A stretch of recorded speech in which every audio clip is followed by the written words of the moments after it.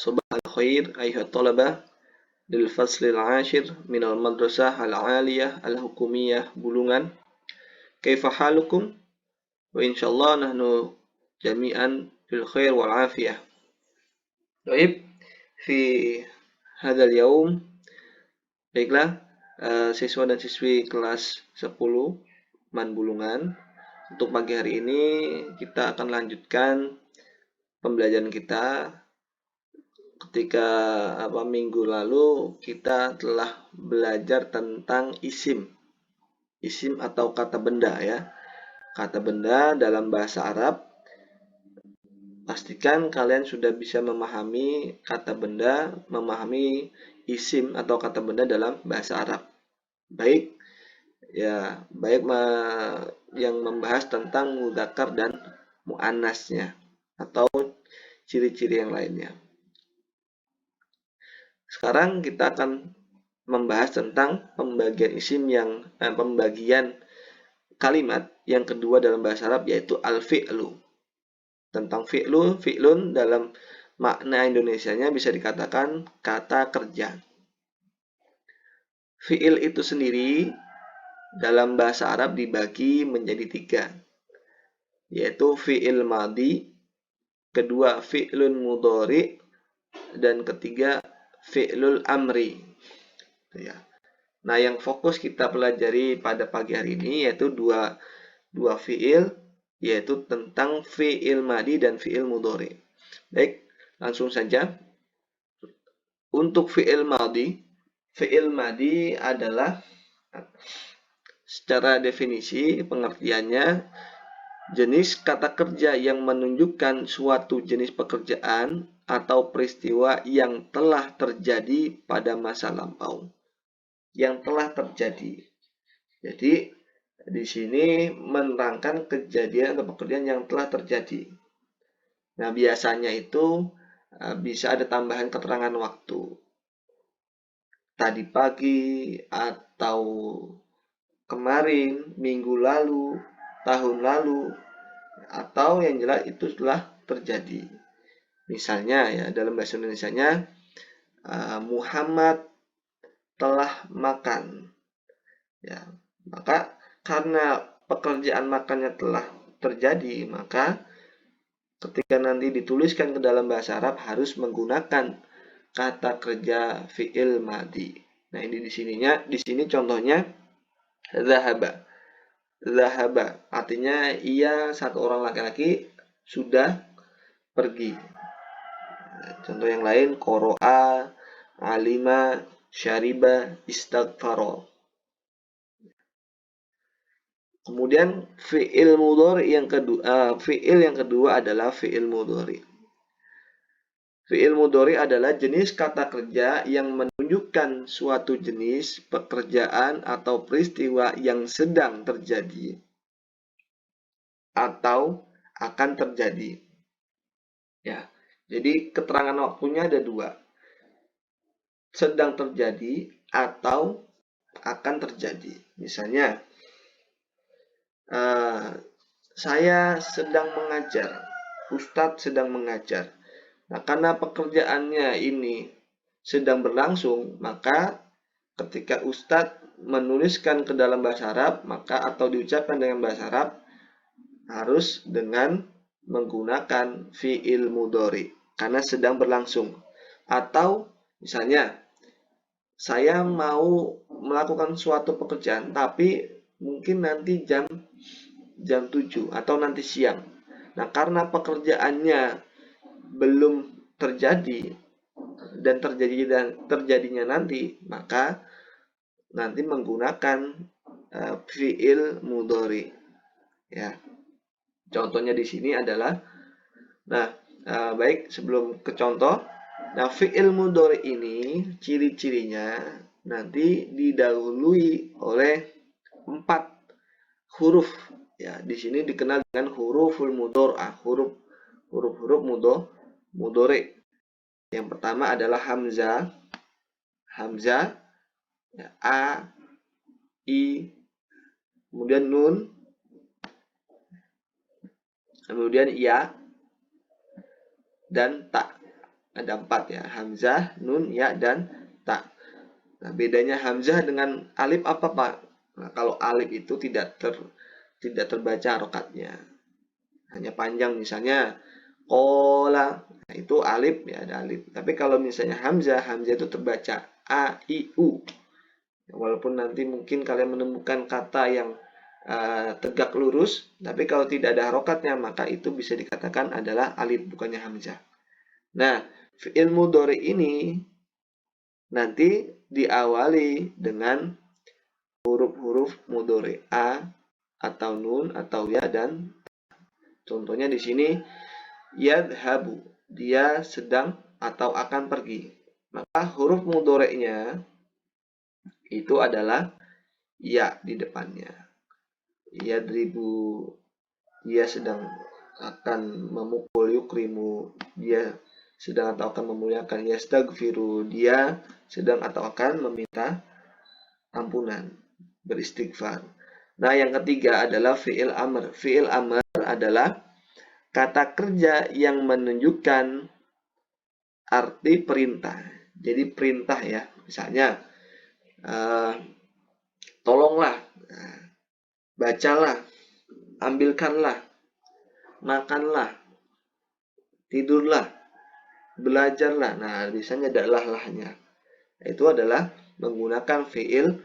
Nah, nanti cara membuatnya adalah fi'il amar dengan mensukunkan huruf akhirnya dan membuang nunnya, dan membuang huruf mudoranya. Apabila setelah dibuang huruf mudoranya itu awalnya sukun, maka ditambahkan hamzah. Misalnya dari kalimat yadhabu, sedang pergi, diubah ke fi'il amar, maka menjadi idhab. Ya, nanti materinya yang kita bahas lebih detail di pertemuan yang akan datang. Ya, kita sekarang fokus ke fi'il madi dan fi'il mudhari. Nah, ini contohnya ya. Fi'il madi, dakhaltu al-masjida. Kalimat dakhaltu ini adalah fi'il madi. Artinya saya telah memasuki masjid. Kemudian kedua, dakhalti al-masjida. Artinya kamu perempuan telah memasuki masjid. Nah, yang atas ini dakhaltu, yang bawah dakhalti. Kok beda tu sama ti ya? Nanti kita bahas ya. Contohnya penggunaan fi'il madi dalam kalimat. Misalnya fataha al-waladu al-baba. Anak itu telah membuka pintu. Fataha ini fi'il madi, mengandung arti membuka. Berarti telah membuka. Siapa yang membuka? Al-walad, anak laki-laki. Selanjutnya arsala Ahmad risalatan. Ahmad telah mengirim surat. Fi'il madinya mana? Arsala. Oke, selanjutnya contoh fi'il mudhari. Di sini ada yaktubu. Artinya dia sedang atau akan menulis. Nah, makna di sini nanti nggak kamu tulis dimanakan sedang atau akan. Jadi sesuaikan ya. Kalau misalnya ini dibutuhkan dalam pekerjaan yang sedang, maka dikatakan dia sedang bla bla bla, sedang makan, sedang menulis, dan lain sebagainya. Ya, misalnya kondisinya baru akan mengerjakan nanti siang, berarti ya dia akan misalnya menulis, pergi, dan lain sebagainya. Selanjutnya yaftahu artinya sedang atau akan membuka. Yursilu, dia di sini laki-laki ya, akan mengirim. Yusaidu, dia sedang atau akan membantu atau menolong. Nah, dalam kalimat yaftahu al-waladu al-baba, anak itu membuka, atau dikatakan di sini biar jelas ya, sedang membuka. Misalnya ini akan yursilu Ahmad risalatan. Ahmad akan mengirim risalah. Beda ya. Kalau fi'il madi ini ya fataha, kalau yang mudhari yaftahu. Di depannya jelasnya ada huruful mudhari'ah. Baik. Ini contohnya. Nah, sekarang ciri-cirinya atau tanda-tandanya. Ini harus diperhatikan. Ke fi'il madi. Nah, fi'il madi itu, fi'il madi dan mudhari itu kalau lebih lengkapnya disesuaikan dengan 14 domir atau kata ganti. Ya.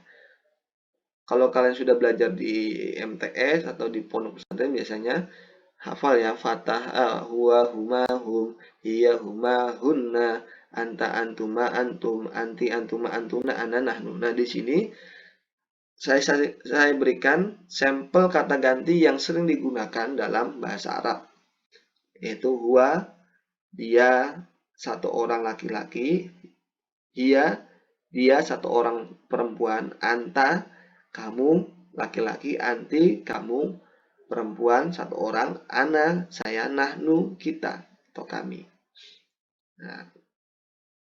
Nah, fi'il mudhari dulu, fi'il madi dulu ya. Nah, kalau kata huwa, kata ganti huwa, maka fi'il madinya itu kataba atau tidak ada tambahan huruf asli. Ya. Katab ini nanti kan menulis. Ya, nanti bisa disesuaikan. Oke, kalau misalnya kata ganti dia laki-laki itu tidak ada perubahan. Kemudian kalau diubah menjadi hia atau dia perempuan, maka dari huruf asli tadi ditambahkan tak sukun ya di belakangnya. Misalnya kalimat yang lain, membaca qoro'a diganti menjadi dia perempuan, jadi qoro'at ditambahkan tak di akhirnya, tak sukun di akhirnya. Kemudian anta dari kataba, kemudian disukun huruf akhirnya, disukun, kemudian ditambahkan tak di akhirnya. Tak. Pada akhir tambahkan disukun huruf akhir ditambahkan. Kemudian anti itu hampir seperti anta, tapi dia ditambahkan huruf akhirnya ti. Kalau tadi ta, anta, ta, anti, ti. Kemudian kalau ana, saya, sama seperti anta dan anti, huruf akhirnya diubah atau ditambahkan tu. Ya, ta, ti, kalau ana, tu. Kemudian kalau nahnu, hampir sama seperti anta, anti, ana, disukun huruf akhir, ditambahkan na, ditambahkan alif, na panjang ya. Nah, ini fi'il madi. Kemudian untuk fi'il mudhari, seperti tadi sudah dibahas bahwasanya fi'il mudhari itu ya, dia diawali dengan huruful mudhari'ah. Nah, di sini kalau misalnya huwa laki-laki, dia atau orang laki-laki, maka huruf aslinya ya yaktubu. Di depannya ada iya. Huruf mudhari'nya iya. Kemudian kalau hiya, dia perempuan, maka diubah dari ya menjadi ta. Ya, ta. Harokatnya ini tidak mesti fathah, bisa nanti doma atau fathah ya. Untuk perubahannya tinggal diganti huruf mudhari'ahnya saja. Kemudian kalau anta sama tak juga. Jadi hiya dan anta itu huruf mudhari'ahnya sama. Terus gimana bedakannya? Nanti dibedakannya ketika dalam sebuah kalimat. Jadi bisa kalian pahami, oh ini perempuan ataukah kamu laki-laki. Kemudian untuk anti fi'il mudhari itu huruf mudhari'ahnya ta, kemudian di akhirnya itu ditambahkan ya, sukun dan nun. Taktubina. Tak yaktubu ini artinya menulis. Kemudian misalnya sujud. Sujud itu yasjudu. Dia sujud. Diubah menjadi anti di kamu perempuan, maka tinggal yasjudu menjadi tasjudina. Ya. Di kasroh huruf akhirnya ditambahkan ya dan nun berharokat fathah. Kemudian selanjutnya ana, saya. Untuk fi'il mudhari, huruf mudhari'ahnya adalah hamzah, a. Aktubu. saya menulis, saya membaca, akra'u, saya beristighfar, astagfiru, saya sholat, usolli'u. Nah, harokatnya nanti disesuaikan dengan fi'il mudhari'nya. Kemudian untuk domirnya, mudhari'ahnya itu disesuaikan dengan kata gantinya. Kemudian selanjutnya yang terakhir adalah nahnu. Nahnu, kita atau kami. Itu huruf mudhari'ahnya adalah menggunakan nun ya, di depan. Oke. Nah, sampai sini maka silakan kalian pahami untuk ciri-ciri fi'il madi dan mudhari'nya. Yang jelas, fi'il madi itu ciri-cirinya selain fi'il kata ganti huwa itu lebih condong di akhirnya terbaca ya, jelas tandanya di akhir katanya. Tapi kalau fi'il mudhari bisa diteliti, pahami bahwasanya ciri-cirinya itu bisa dibaca dari depannya, dari tanda-tanda huruf mudhari'ahnya. Dan kemudian di akhirnya itu kalau tidak ada kemasukan huruf atau perubahan ke domir yang lainnya, itu dia sukun harokatnya ya. Nah ya, maka ini silakan dipahami. Kemudian untuk tugas kalian nanti adalah silakan ini ada contoh-contoh fiil, baik yang fiil madi atau mudhari, Bapak taruh di sini. Nah, tugas kalian tentukan mana yang termasuk fiil madi dan mudhari, kemudian masukkan di sini. Atau yang mudhari di sini. Nah, kemudian kalian cari artinya. Ya, kalian sudah download aplikasi ya. Aplikasi kamus, silakan dicari artinya. Yang jelas nanti artinya itu disesuaikan dengan kata gantinya. Oke. Terima kasih. Wassalamualaikum warahmatullahi wabarakatuh.